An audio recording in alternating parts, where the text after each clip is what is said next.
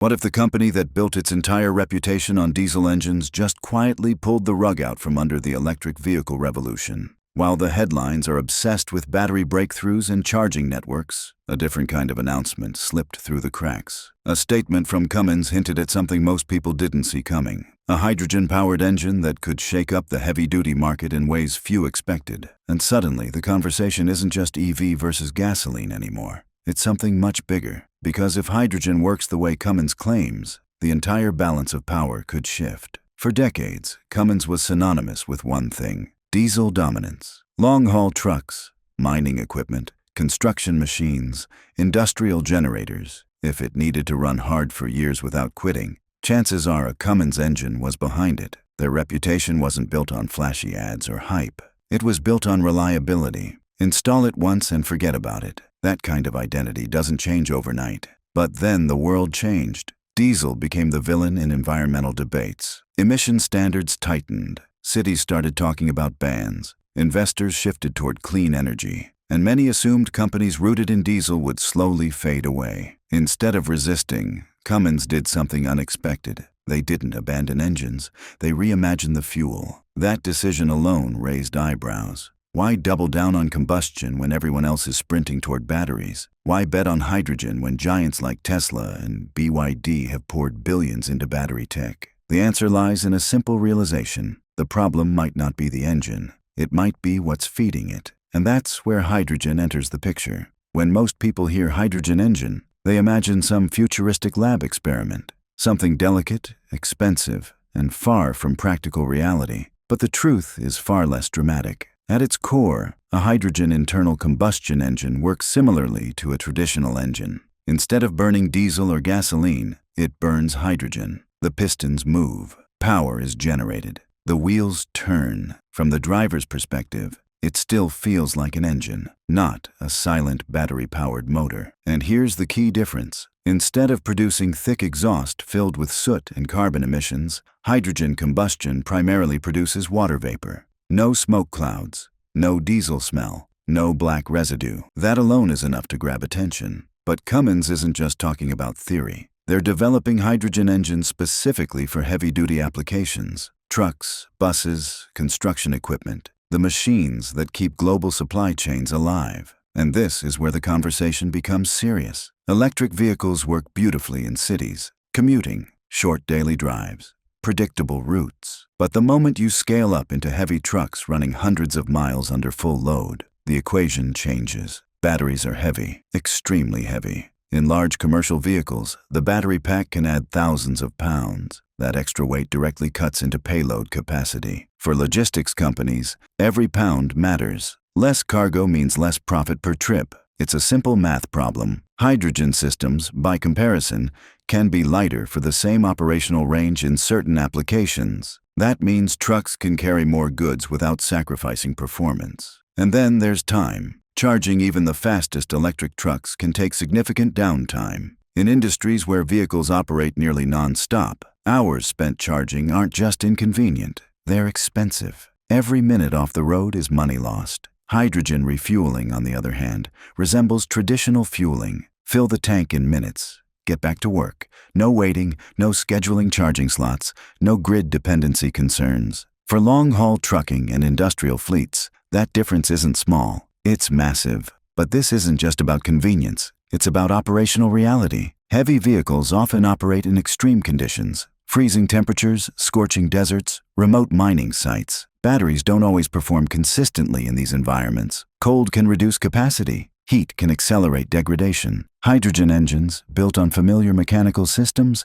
may offer more consistent performance under harsh conditions. That reliability is what built Cummins' name in the first place. Still, there's a giant elephant in the room: infrastructure. Hydrogen fueling stations are nowhere near as common as gas stations. They're not even close to EV charging networks in most countries. That's the biggest barrier, and critics point to it immediately. No infrastructure means no adoption. No adoption means no growth. But that argument assumes hydrogen must follow the same rollout path as passenger EVs. Cummins appears to be thinking differently. Instead of targeting individual consumers first, hydrogen can begin with fleets. Trucks that travel fixed routes, buses operating in specific corridors, mining vehicles working in contained areas. These vehicles don't need nationwide coverage. They need strategically placed refueling hubs, build stations at logistics centers, ports, industrial zones, and high-traffic freight routes, fuel hundreds of vehicles in one location, create steady demand from day one. Suddenly, infrastructure becomes less of a nationwide challenge and more of a targeted investment strategy. And here's where it gets even more interesting. Countries seeking energy independence see hydrogen as more than just a vehicle fuel. Green hydrogen can be produced using renewable energy sources like solar and wind. That means nations heavily dependent on oil imports could eventually reduce reliance on foreign fuel supplies. Energy security isn't just an environmental conversation, it's geopolitical. In Europe, strict emission regulations are pushing industries to explore alternatives beyond batteries. In Asia, countries like Japan and South Korea have long invested in hydrogen research. In the United States and Australia, long-haul trucking dominates vast transport networks, where charging infrastructure across remote highways remains complicated. The global picture isn't uniform, and that's exactly why a one-size-fits-all EV solution may not work everywhere. This is where hydrogen becomes less of a competitor and more of a strategic complement. And that's also where companies like Tesla and BYD might feel subtle pressure. Let's be clear, EV technology is not failing. It's advancing rapidly. Battery efficiency is improving. Charging networks are expanding. Software integration is redefining the driving experience. But EV dominance was built on the assumption that batteries would eventually power everything. Hydrogen challenges that assumption. If heavy trucks, buses, and industrial machinery increasingly choose hydrogen, the total addressable market for battery-only solutions shrinks, not dramatically overnight, but gradually, and markets shift gradually, until suddenly they don't. Battery manufacturing is expensive, materials are complex. Degradation over time remains a concern for high-mileage commercial use. As vehicle size increases, battery challenges multiply. Hydrogen, by maintaining a fueling model instead of charging dependency, sidesteps some of those issues in heavy-duty segments. That doesn't mean EVs lose. It means the market fragments. And fragmentation forces adaptation. Cummins seems to understand that the future may not belong to a single technology. Instead of placing all bets on one path, they're diversifying. Diesel improvements, battery solutions, hydrogen combustion, fuel cell research. They're building optionality. That strategy carries risk. Hydrogen infrastructure might expand more slowly than expected. Costs may remain high in early stages. Adoption could face resistance. But if hydrogen gains traction, Cummins won't be scrambling to catch up. They'll already be positioned. And that's the quiet power move here. This isn't flashy. There's no dramatic product reveal dominating headlines, no viral marketing campaign. Just steady engineering development aimed at sectors that quietly power the global economy. Meanwhile, heavy vehicles remain among the largest contributors to emissions worldwide. Cleaning up that segment has an outsized environmental impact compared to individual passenger cars. If hydrogen can decarbonize freight transport, the environmental benefit could be significant, possibly larger than incremental improvements in passenger EV adoption. For the average person, this shift might feel distant. Hydrogen stations aren't appearing in suburban neighborhoods tomorrow. Passenger hydrogen cars remain rare in most regions, but indirect effects matter. Cleaner freight transport could mean reduced pollution in cities, more stable supply chains, potentially lower long-term transportation costs, reduced dependency on volatile oil markets. And if hydrogen production scales efficiently, costs could decline over time,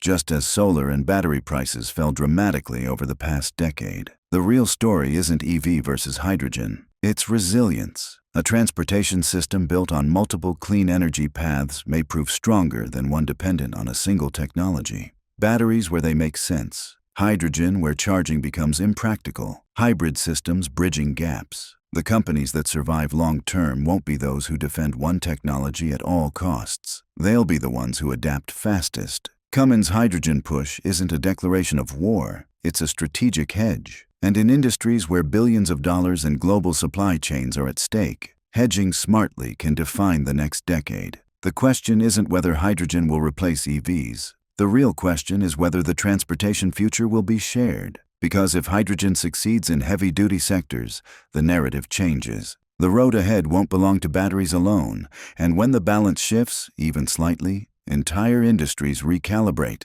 That recalibration may have already begun.